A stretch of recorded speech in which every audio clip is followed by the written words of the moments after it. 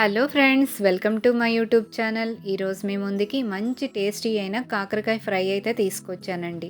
అది కూడా డిఫరెంట్ స్టైల్లోనండి. ఇది చాలా టేస్టీగా ఉంటుంది. మీరు ఫస్ట్ టైం తిన్నా కూడా పిల్లలు కానీ పెద్దవాళ్ళు కానీ చాలా ఇష్టపడతారు. కాకరకాయ అని అనుకునేవారు కూడా హ్యాపీగా తినచ్చండి, అంత టేస్టీగా ఉంటుంది. దీన్ని ఎలా తయారు చేయాలనేది మీకు ఈరోజు చూపిస్తాను.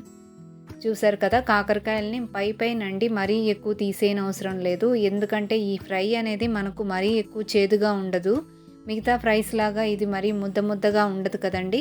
అందుకని చాలా చప్పగానే ఉంటుంది, బ్యాలెన్స్ కూడా అవుతుంది. ఎందుకంటే దీంతో మన కాంబినేషన్ కొబ్బరి అనేది యూజ్ చేస్తామండి ఈ ఫ్రైకి. ఇది కొన్ని ప్లేసెస్లో మనకు రెస్టారెంట్స్లో కూడా సర్వ్ చేస్తుంటారు ఈ టైపు కాకరకాయ ఫ్రై అనేది. ఇది దీనికోసం చూసారు కదా, గింజలన్నీ తీసేసుకోండి. ఆ తర్వాత దీనిని ఇలా స్లైసెస్ లాగా కట్ చేసుకోవాలి. శుభ్రంగా కడుక్కొని కట్ చేసుకోండి. ఎందుకంటే తర్వాత కడగడం అలాంటిది చెయ్యొద్దు. ఎందుకంటే దాంట్లో ఎక్కువ వాటర్ అనేది స్టాక్ అయిపోతుంది. దీన్ని ఏం చేస్తామంటే మనం ఆయిల్లో ఫ్రై చేస్తామండి. అందుకని మరి వాటర్ ఎక్కువ మనం తర్వాత కడిగామంటే మనకు ముద్దగా అవుతుంది, అంతేనండి. దానివల్ల యూజ్ ఉండదు. చూసారు కదా, చక్కగా ఇలా ఫ్రై చేసుకున్న దాంట్లో కరివేపాకు, అలాగే కొబ్బరి ముక్కలు కూడా ఇలాగ సన్నగా పొడవుగా కట్ చేసుకోవాలి. అలాగే ఉల్లిపాయలు కూడా ఇలా పొడవుగానే కట్ చేసుకోవాలండి. కొంచెం డిఫరెంట్గా ఉంటుందన్నాను కదా, ఇది చాలా టేస్టీగా ఉంటుంది ఫ్రెండ్స్. ఈ టైపు మీరు తప్పకుండా ట్రై చేయండి. ఎందుకంటే మనం రొటీన్గా కాకుండా అప్పుడప్పుడు డిఫరెంట్గా ట్రై చేయాలండి. మనకు చాలా వెరైటీస్ మనకు తెలియకుండానే ఉంటుంటాయి.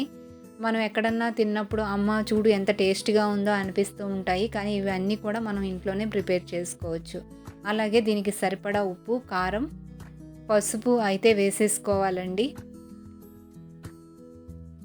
మనకి ఎలా తెలుస్తుందంటే మరీ ఎక్కువ కారము ఉప్పు అయితే తక్కువ పడుతుందండి. కొంచెం కారం కావాలంటే వేసుకోవచ్చు. ఎందుకంటే మనం పచ్చిమిర్చి కూడా యాడ్ చేస్తున్నాము. మరీ ఎక్కువ కారం వేయకుండా పచ్చిమిర్చి ఎక్కువ వేయడానికి చూడండి. ఎందుకంటే ఫ్రై అయినప్పుడు మన ఆయిల్ అంతా మాడిపోయినట్టు అవుతుందండి. అలాగే దీన్ని చక్కగా మిక్స్ చేసుకోవాలండి. మిక్స్ చేసుకొని దీనిని ఒక 10 to 15 మినిట్స్ మూత అయితే పెట్టేసి పక్కన పెట్టేయండి. దానివల్ల ఏమవుతుందంటే మనకు ఉప్పు వేస్తాం కాబట్టి దాంట్లో వాటర్ అనేది కొంచెం బయటకు వదులుతుందండి కాయగూరల్లోది. ఆ తర్వాత ఇది ఉప్పు అన్నీ చక్కగా ఇంకొకసారి మిక్స్ చేసామంటే చక్కగా పట్టుకుంటుంది మాట. ఇది మనం కట్ చేసి ఇలా మిక్స్ చేసినప్పుడే మంచి ఫ్లేవర్ అనేది వస్తుంది. ఇప్పుడు దీనిని మనం షాలో ఫ్రై అయితే చేసుకోవాలండి. అంటే డీప్ ఫ్రై లాగా ఇష్టపడేవారైతే డీప్ ఫ్రై చేసుకోండి. లేదనుకుంటే చక్కగా దీన్ని కొంచెం క్వాంటిటీగా కూడా ఫ్రై చేసుకోవచ్చు. ఆయిల్ అనేది ఇలా తక్కువ వేసుకొని, ఎందుకంటే మనకు డీప్ ఫ్రై అయినప్పుడు మళ్ళీ ఆయిల్ అనేది వస్తుందండి. దాన్ని రీయూజ్ చేయాలంటే అన్ని ఆయిల్స్ చక్కగా టేస్ట్ అయితే ఉండవండి. నెక్స్ట్ మనం ఏదన్నా అంటే నా సజెషను, ఎందుకంటే దీన్ని మనం డీప్ ఫ్రై చేసామంటే దీంట్లో ఉప్పు, కారం, దీని తాలూకు ఫ్లేవర్స్ అనేది ఆయిల్లోకి వెళ్తాయి. మళ్ళీ ఆయిల్ రీయూజ్ చేసినప్పుడు నెక్స్ట్ కర్రీ కానీ బ్రేక్ఫాస్ట్ కానీ ఏదైనా ప్రిపేర్ చేస్తే ఆయిల్లో దాని టేస్ట్ని ఆయిల్ అనేది దీంట్లో ఉన్న ఫ్లేవర్ అనేది డామినేట్ చేస్తుందండి. లేదంటే ఖరాబ్ కూడా చేస్తుంది. దాన్ని బట్టి నేను సజెషన్ ఇవ్వను, నేను చెయ్యను కూడా ఆ పని. చూసారు కదా, ఇలాగ ఈ టైప్లో ఫ్రై చేసి పక్కన పెట్టేసుకోవాలి. ఇదొక సైడ్ డిషే కాదండి, చక్కగా ఇది మామూలుగా కూడా తినడానికి కూడా చాలా టేస్టీగా ఉంటుంది ఫ్రెండ్స్. మీకు కూడా ఈ రెసిపీ నచ్చిందని అనుకుంటున్నాను. లైక్ చేయండి, షేర్ చేయండి. Thank you.